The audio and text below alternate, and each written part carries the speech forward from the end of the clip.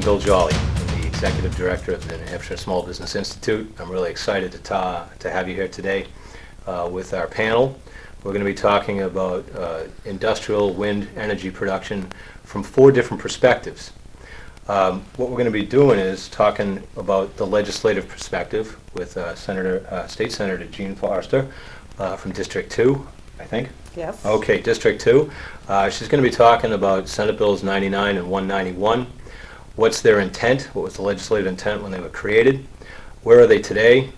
And are they really sufficient? Is there sufficient protection while we're getting through forming the different rules and regulations about wind energy production in the state? I shouldn't say the organization, it's the committee that looks at energy projects that are coming into the state of New Hampshire and approves those projects. Back then, 3 or 4 years ago, that bill was killed because there was a lot of, I would say, pressure from the industry not to bring this bill forward. But we persisted, and Senate Bill 99 was kind of the latest piece of legislation that started out looking at the Site Evaluation Committee, what their duties and responsibilities are, and did they need funding? Were they operating appropriately in terms of did they have the resources, the technical expertise, that sort of thing, to do their job effectively for the state of New Hampshire. At one point, the bill turned into a moratorium, and that got squashed in the Energy Committee. And what ended up coming out of the Energy Committee was Senate Bill 99 in the form that you see it today. And in today's form, there were 2 pieces to it. The first was to to hire a consulting group that would go out into the communities and get feedback from various stakeholders about the Site Evaluation Committee process. And the second piece was looking at creating rules, administrative rules, relative to siting wind projects in the state of New Hampshire. So that was Senate Bill 99. Senate Bill 191 actually came out of a commission that I chaired a few years ago, or maybe it was even last summer, it seems like years ago, the 361 Commission that had several recommendations, and it had all the agency heads, and we looked at the feasibility. 361 was looking at the feasibility of putting energy underground, transmission lines. One of the things that came out of that recommendation, or out of that study, was a recommendation that we should have a comprehensive state energy plan, sort of like the 10-year highway plan that we have in the state of New Hampshire. And interestingly enough, the agency heads voted against that recommendation, which I thought was fascinating, that they didn't want a state energy plan. Fortunately, there was agreement in the Senate that this was something that we needed to look at, and I believe Senator O'Dell is the prime sponsor on Senate Bill 191, and I'm a co-sponsor along with several others. So Senate Bill 199 is designed to take a comprehensive look at state energy policy and community impacts and a variety of different other things in the state of New Hampshire, so that we develop a policy that then we can craft the Site Evaluation Committee and other legislation around. Does that have anything to do with the 25 and 25?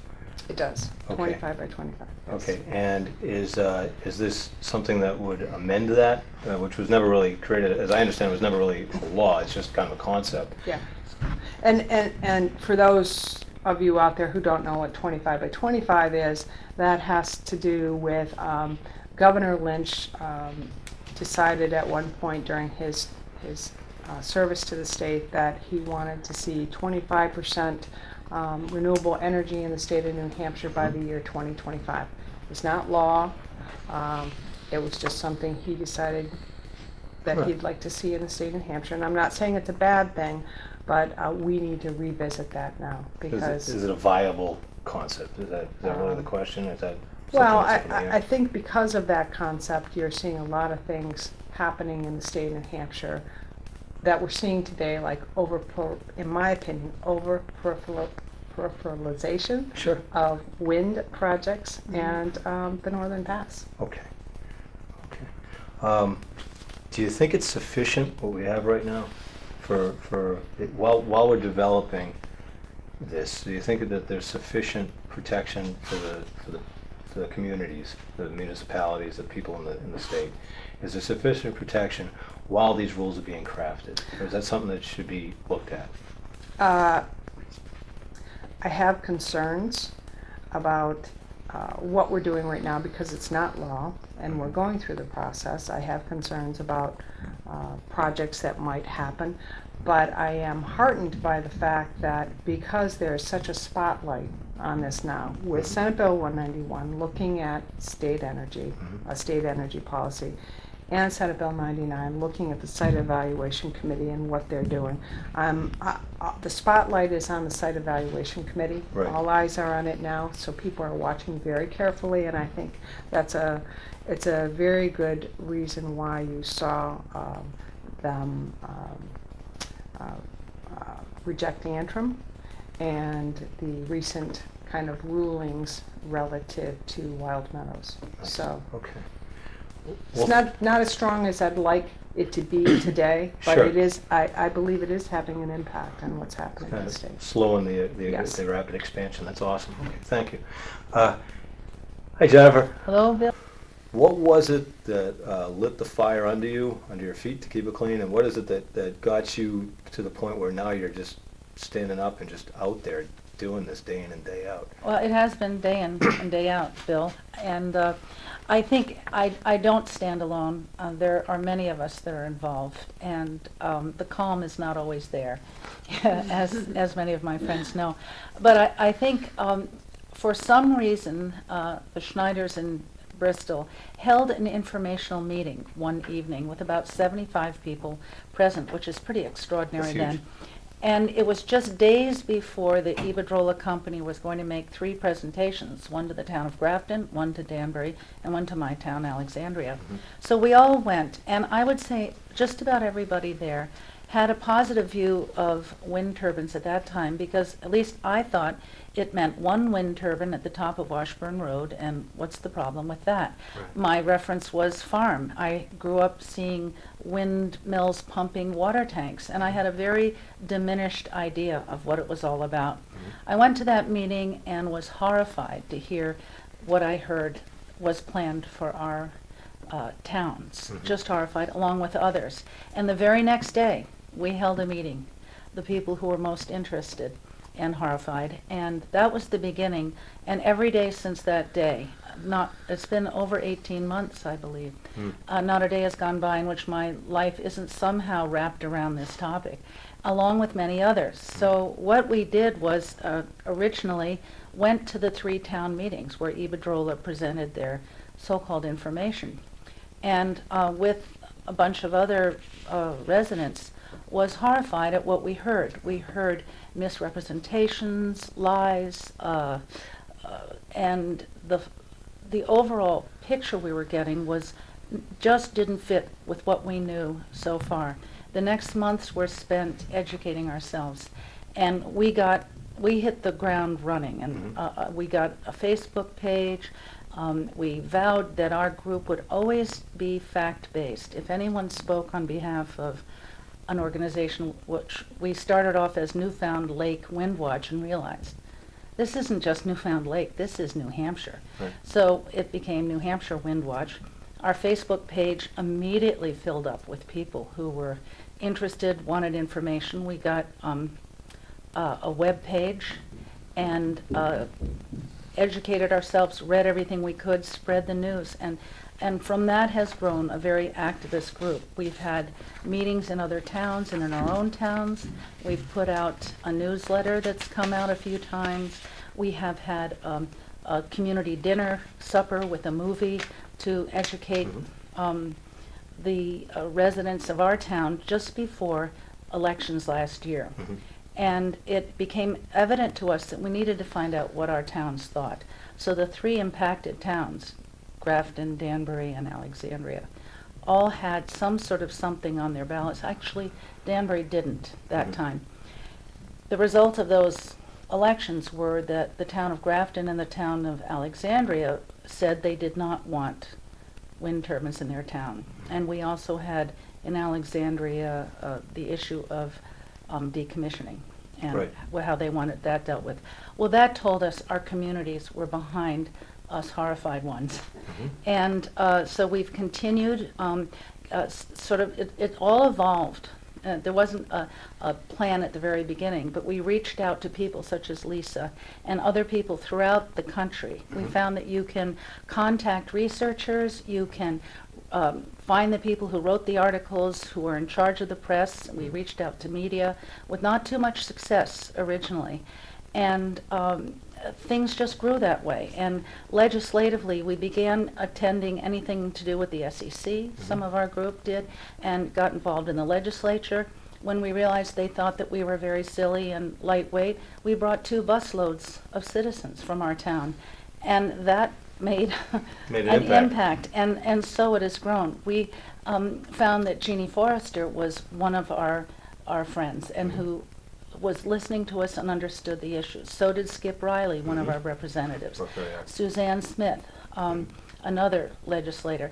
Very few people with that kind of stature stood behind us originally. And it has slowly grown. And now we're at a point where in my town, as they did in Grafton, they also put on the ballot a rights-based ordinance.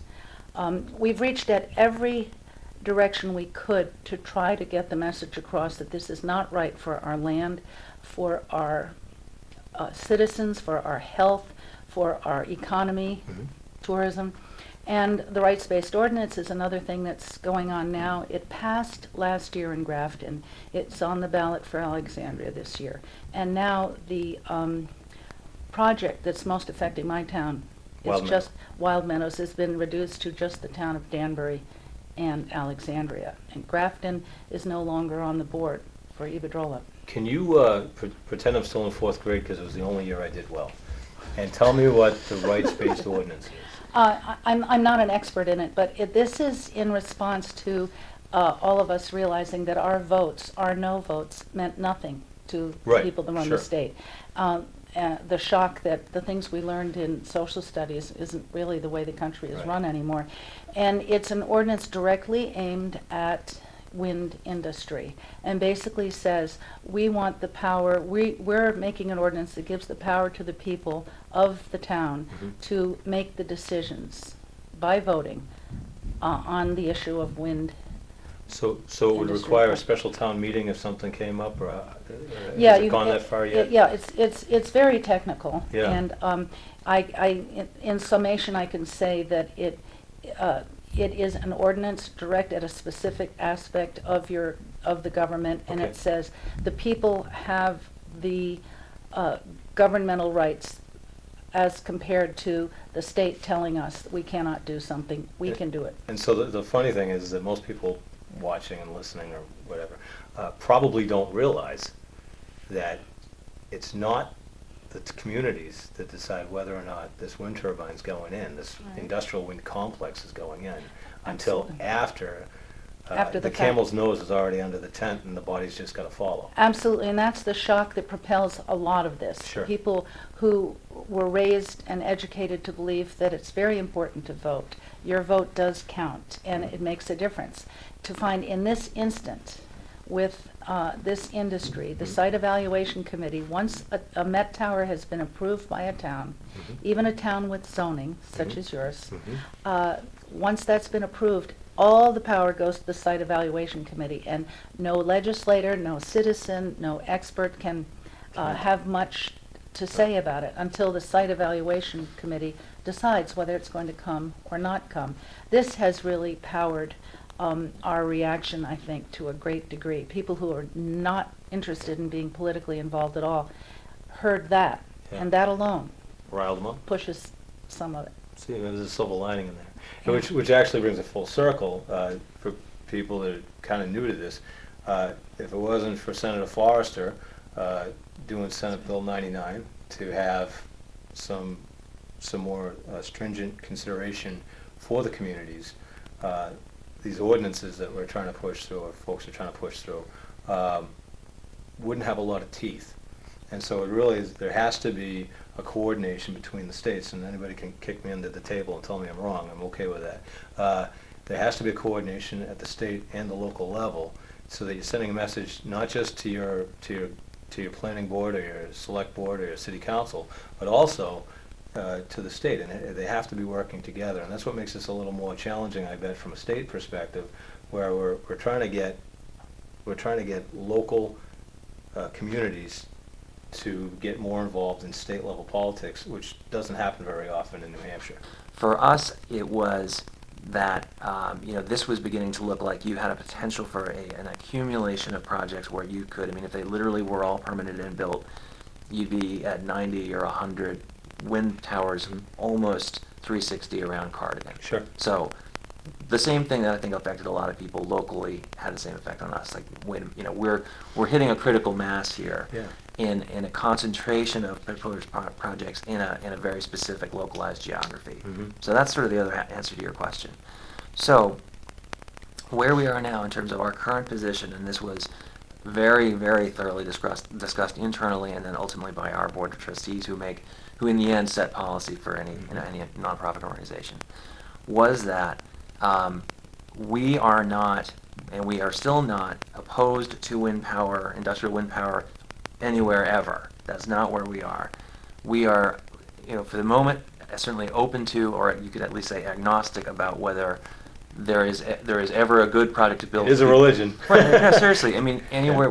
Is there a wind project that could be built going forward that might be acceptable? Maybe. That's straight dope. Our position right now is that the SEC process really clearly needs reform. Senator Forrester has already talked about that. At least a couple of things that are of particular interest to us. One is this whole issue of cumulative impacts, and that's not easy. Figuring that out and how you would turn that into a regulatory regime to measure cumulative impact, it's easy to say, it's harder to do. But that is one issue certainly that we're very interested in. The issue of what is the role of local communities? Because the other side will say, well, we can't give towns a veto. But as others at the table have talked about, right now, absent a town formally intervening in the SEC process, which if you're really going to do it effectively, what that means is you're hiring legal counsel. It's tens of thousands to hundreds of thousands of dollars. Yeah. So that's the main option a town has right now. And I live and not too far from here in a small community. We're talking about, generally speaking, small towns with small tax bases. So you're talking about a real serious lift for a municipality in many of the towns where these are being proposed to go through that process. So again, as we're talking about how might we be reforming the SEC, is there a way to give towns a bigger role, a seat at the table in that process? Yeah.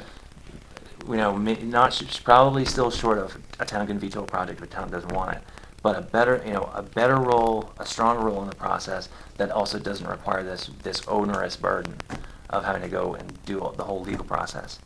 A third thing, and this is a little bit more sort of a peripheral, but for the Forest Society in particular, we also want to make sure, because part of SB 99 that Senator Forrester was talking about is also requiring that the state come up with much more specific criteria, right? Theoretically, these screening criteria that are going to be used to judge wind projects. That, as a lot of you guys know, and your viewers know, one of the big issues or biggest issues is the whole aesthetics thing, right? In the end, there are visual analysis being done based on, well, this is an important viewpoint versus this viewpoint versus this viewpoint. We want to make sure that those visual analyses are looking at are getting all the most critical spots to be part of that analysis. So obviously places like the top of Mount Cardigan, that's a given. However, for instance, the Forest Society, somewhat to my amazement when we crunched the numbers, we own a dozen properties totaling over 7,000 acres in a 10-mile radius of wild meadows. So there's a direct impact on our properties. Right. So I'm going on a little bit, but the last thing I want to say in terms of our position where we are now is, a year ago our board said we would support, and we did actively support, and just recently we're still doing so, support a legislative moratorium Right. on any new permitting by the SEC of a wind project until a state energy plan was done, and the SEC process was reformed as made sense, Right. and siting criteria were in place. That recently got stalled. And quite a bit, that, though. right, and that sort of ups and downs and ups and Right. downs, and it just got killed, finally got killed in the House, just Right. whatever it was, last week. Last week. So, in terms of what is our position, it was, A, we support a moratorium, which we had done, and B, again, not on the grounds that any specific project is, absolutely objectionable, or any wind project is objectionable, but we would intervene on any wind project in that interim period until those things were in place. Right, again, SEC reform siting criteria and an energy plan that puts it all into context. Should we put all the lights on you when I ask this, or should I just ask? We'll see. Okay. Can you name a place in the state that would be an ideal spot for wind? The short answer is no, Right. I can't. The only thing I'll say on this is, if you really look, and this is almost more educating people. Sure. If you really, and these guys are obviously steeped in it. I mean, if you look at where is the wind resource, if I'm a wind developer, right, and I Right. want to figure out where I'm going to put windmills, I'm looking for where essentially the highest sustained wind is within the sweet spot that I want to generate Washington electricity. is great. Well, Yeah. exactly right. So that's the point. If you look at a map of New Hampshire, the places that are being looked at for actual specific projects, whether it's Wild Meadows and stuff around the Cardigan area or others, they're kind of right at the margins in terms Sure. of the wind resource, but they are those are the places where the land is essentially available for it. And There's much more wind in the White communities Mountains. are less capable of resisting. I won't go there one way or the Okay. other. I'll But go there. yeah, there you go. But just quickly, I mean, and I'm not trying to throw some meat No. in some other direction, but I mean, if you actually look at where's the wind, it is in fact in the higher ground in White Mountain National Forest, which is off limits, and that's And should be, and should be frankly. right, exactly right. And then where the real wind is actually offshore. Now that's a whole nother huge can of worms for Right. people to argue Not about. for our state to worry. Exactly right. So that's another show for But you it is some an future issue, day. sure. But so, and there are people that are beginning to have that conversation. Well, Sure. is that where we should be doing it, and what are the ramifications of that? And certainly, I'm not a marine expert, but there are people on the marine side who say that that's probably not a good idea either. Sure. But that's the best answer I can give you. It's funny, we're talking about what you can see where they're being projected, and I just want to throw out there, it's fairly simple for people to find out where the next wind farms are. And you don't go to state permitting, you go to the FAA. And if you go to the FAA website, they file for their, until now probably because I'm saying this, but what they've done is they've always gotten their permitting from the FAA prior to coming to the state, which is kind of interesting. It's a huge expense on their part, a lot of studies and things like that, just to see if they can get in, because that's their biggest obstacle, and then from there they come in. So it's pretty simple to track these guys, and once you figure out their MO, it's quite doable. If I could. Yeah, sure. Just one quick follow-up thing that I want to make sure I remember to say. Another issue for us in terms of what we'd like to see happen with the SEC reforms, if this is possible, is at one point, and sadly it's now been a number of years, at one point part of the basic charge of the SEC was to establish whether a project was needed. Yeah. From an energy perspective, do we need the power? Yeah. That was literally removed from the SEC statute some years Right. ago. That's right. So now it's sort of off the table. So essentially, if you can meet all the other Doesn't matter if criteria, you need we it. just assume that it's needed. It seems to us, and this feeds back into the state energy plan, I think, as well, and hopefully some of this will be resolved. But we should be looking at wind in the larger context of what is the energy mix that we have now, what does the demand look like going forward, what's going to go offline, what other options are coming on, what could we be doing with efficiency. Right. That's why we need the energy plan, and we would argue certainly the SEC should get back into the business of having that be one of those key screening issues. Is this power needed, and how does it fit into a plan? Or perhaps, who's the ultimate beneficiary of this generation? Is it going to be New Hampshire? Should New Hampshire suffer for the benefit of others to an extreme beyond what others are doing? Which is a whole nother show. Right, I'm throwing it out there, and I'll leave it there, but that's just something for consideration. Yeah. Thanks. Okay, so, thank you. Lisa. Hi. Hi. When did you start advocating on behalf of communities and individuals that that felt they were being damaged by wind energy? My experience dates back to 2004. I was in the Wow. process of moving to a community in northern New Hampshire, in Lyman, New Hampshire. It was approached, we had purchased property and we were getting ready to renovate. It was approached by First Wind, previously known as UPC Wind, which owns most of the wind resources operating in the state of Maine. And they were seeking to erect a Met Tower in the community. And that's what set it off. I mean, I didn't know anything about it. I was like everyone else thought. We've all been raised to think wind energy is a great Great resource, stuff, right? wonderful thing, Yeah. get us off fossil fuel. How could it be wrong? Right. And at the time, I listened to my neighbors. I went on the web. There wasn't a lot on the web. Mhm. 2004, you could find only how wonderful wind was. Sure. There was not a word out there. But there were a lot of people that were experienced with the issue. In Vermont, there were several projects being considered.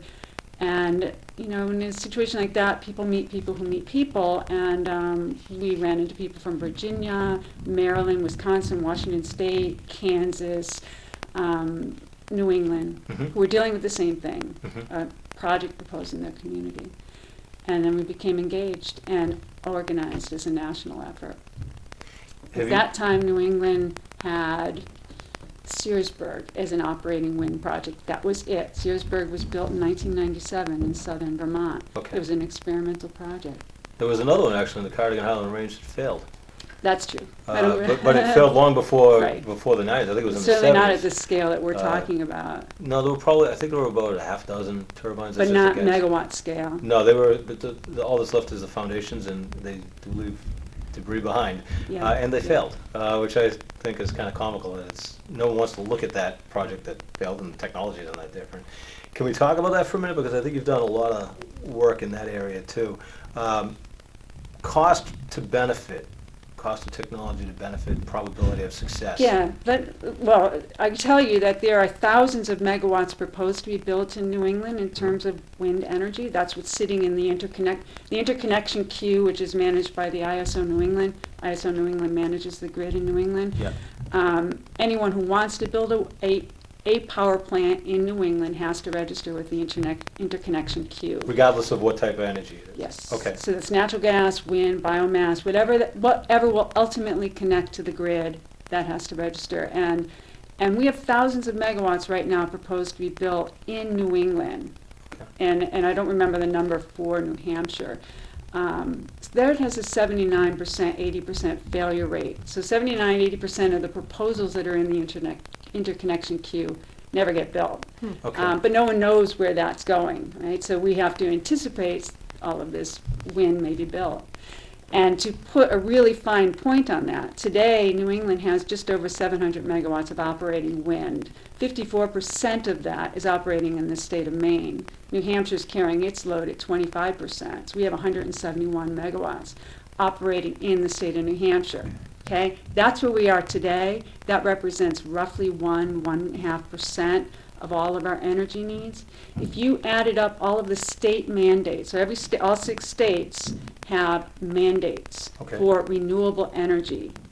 In this, the 25 by 25 is part of that in New Hampshire.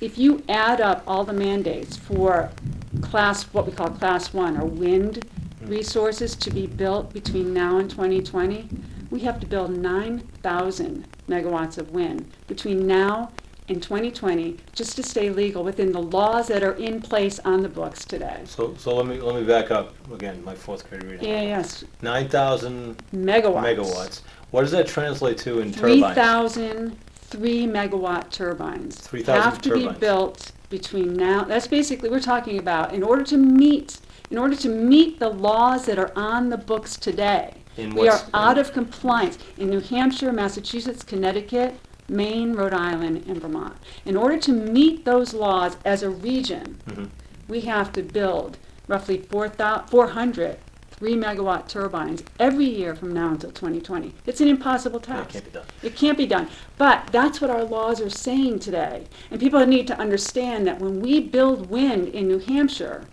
we are building those projects to satisfy state laws in Massachusetts, to satisfy state laws in Connecticut and mandates elsewhere. And Connecticut as has well a mor- as and- well as New Hampshire. Right, sorry. and Connecticut has a moratorium. Absolutely. And Connecticut Massachusetts has is more time. dismantling them on the South Yeah. Shore. Massachusetts So has a it's- huge resistance Yeah. to wind. They have 44 megawatts. They have the biggest mandate in the region because Yeah. it has such a big demand for electricity in general. It's a percentage of their total demand. Massachusetts has the biggest draw or need for wind to meet its mandate. I could tell you, Groton Wind and the Cause County Granite Reliable Yeah. Wind, those are selling their RECs to Massachusetts. The, And their energy, well, in the case of Groton, So- Granite Reliable, it's going from Vermont to Massachusetts, but that's where it's going. so it's being transmitted through Vermont, correct? But it's being generated. The benefit, it's a difficult concept, but the environmental benefit, the renewable energy credit that's applied to each megawatt hour that's produced is getting sold someplace else. You know, the So it's not capitalist meeting pig in our- me sees an opportunity to create a trading situation where you could do arbitrage on the sale of these things and just create a whole new industry, but that's. It's beside- happening now. Oh, It's is it? not I'm new already industry. missed it, see That's that? what the industry's all That's about. Of course, that's what I was trying to get to. So let's talk about, let's bring it back a bit. You've been doing this a while, and so the histories you were looking at are older than any of the histories that I've looked at. Or Yes. anything. Did you ever go out west and look at some of the real, more aged industrial projects out there? Have you studied them at all? I've seen, absolutely. And can you tell me what happened to those communities?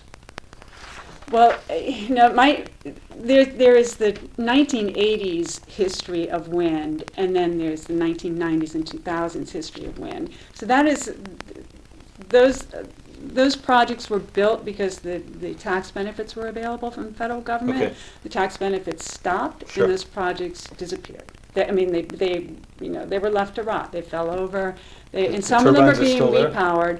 Some are being repowered to new projects. So Okay. the Ultimate Pass, which everyone knows about, which is Yep. killing eagles every Yeah. year, and it's being repowered to bigger turbines. So that land's being reclaimed, they're taking down some of the old turbines and putting in new ones. But So we're going to have to get, we're getting down to the 30-minute mark here, but I just wanted to add real quick on, because we didn't really get the key issue that we were hoping to talk about. Can you talk about just what your forecast is from an economic impact of these things? yes, The the 30-second bottom elevator. line, and let me just talk about the cost of the energy. Yeah. We were talking about how the wind energy has to be built where the resource is. So unlike natural gas or nuclear power or any other traditional source of generation, you cannot deliver the fuel to the power plant. You have to build the power plant where the fuel is. Right. That means you're building them on ridge lines, you're Sure. building them offshore. And the issue with wind has two big issues associated with it. One, it has to be built remote. You're rarely building wind turbines where the energy is most needed. Yeah. And two, you cannot turn the fuel source on and off. The fuel has to be there or it's not. Sure. And so the bottom line is you have to, the projects, no matter what the wind industry tells you, there will never be a time where a wind project will ever be self-sustaining here in New England. Those projects do not operate enough during the course of the year to make enough money on their own to cover their capital costs. It's very expensive to build a wind project. In fact, it's almost 3 times more expensive to build a wind project than a natural gas project. They're expensive, and so those high capital costs have to be recovered, and they don't make enough energy to do it. So they need to be subsidized, number one. Costs are Federally very subsidized, expensive. right. And state. Okay. A kilowatt hour generation, a megawatt hour of generation of a wind project here in New England, you ready for this? It's getting subsidized $100 per megawatt hour above and beyond the cost of the energy. So if you're producing energy at $40 a megawatt hour, you're getting paid $100 on top of that in subsidies. It's unbelievable the amount of money the wind guys are getting. So it's very expensive. That money ultimately comes out of our pocket as ratepayers Sure. in the region. And taxpayers, yeah. And taxpayers. That's its number one issue. The number two issue is you don't see nuclear power plants built on the top of mountains. You don't see natural gas plants built out there. There's never been no power plant is typically getting built out there. It's too expensive and they're discouraged from doing it. Right. Consequently, you don't have transmission out there. So we don't have the transmission in most of the places where the wind projects are going to be built. That means it falls to us as ratepayers to ultimately pay for the infrastructure. to deliver that energy. That isn't Bad even going to idea our across homes. the board. And we're talking about, in order to build those 9,000 megawatts I talked to you about, we're talking about 4,000 miles of new transmission. Talk about Northern Pass being a headache. This is worse. This is all here in New England, across the board, Maine, New Hampshire, and Vermont. To deliver that energy where? Connecticut and Massachusetts. Okay. It's extraordinarily expensive, and unfortunately most New Englanders, most people in New Hampshire have no idea what our state laws are saying we have to do Right. and the consequences of those state laws. So the cost is prohibitive, but no one realizes that yet, Well, unfortunately. hopefully we can get the word out. Okay, well, I want to thank everybody for this. I had a 5-page closing, but we really got heated up in this. I'm just kidding. And I think we did a great job getting some information out there. And thank you all for coming today, and thank you for paying attention today. I welcome you to email well, you can email me at bill@nhsbi.org. That's bill@nhsbi.org. If you'd like some more information on this, or to get in touch with anybody on our panel. Thanks very much, and I anticipate having more shows like this. Hopefully it wasn't too much, and don't try and cash the checks, because they're not going to clear. Thanks very much. Take care. Thanks.